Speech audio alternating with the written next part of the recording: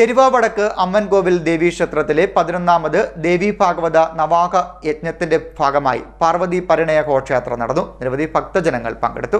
എരുവ വടക്ക് അമ്മൻകോവിൽ ദേവീക്ഷേത്രത്തിലെ 11ാമത് ശ്രീമദ് ദേവി ഭാഗവത നവാഹ ജ്ഞാനയജ്ഞത്തിന്റെ ഭാഗമായി പാർവതി പരിണയ ഘോഷയാത്ര നടന്നു. വാലിയക്കുളങ്ങര പാണപ്പള്ളിൽ ശിവക്ഷേത്രത്തിൽ നിന്നും ആരംഭിച്ച് പരിണയ ഘോഷയാത്രയിൽ വാദ്യമേളങ്ങളുടെയും താലപ്പൊലിയുടെയും അകമ്പടിയോടെ നിരവധി ഭക്തജനങ്ങൾ അണിനിരന്നു.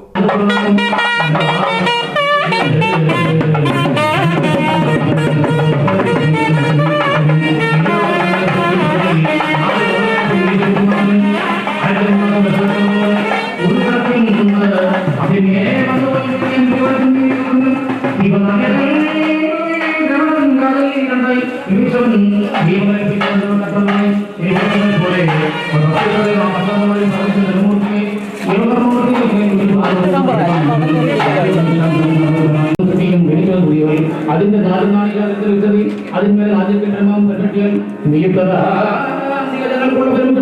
ഋഷഭൻ നാമകൻ ഉടക്കി മഹാജൻ നമുക്ക് ലോകത്തിലുള്ള മക്കളും ഇപ്പൊ നാലുമേ ഇവയ്ക്കും അഫക്തി കൂട്ടത്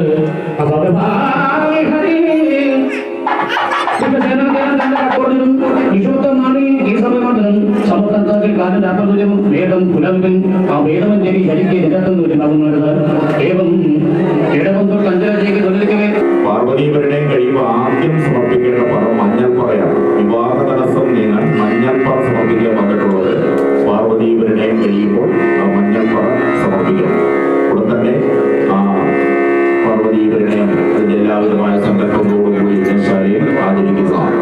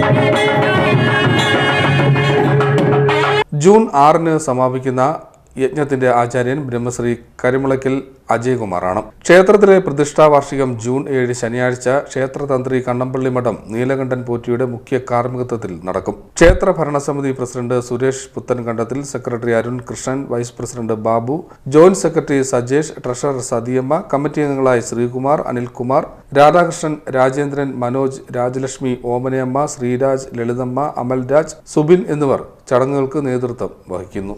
CDNet ന്യൂസ്, കായംകുളം.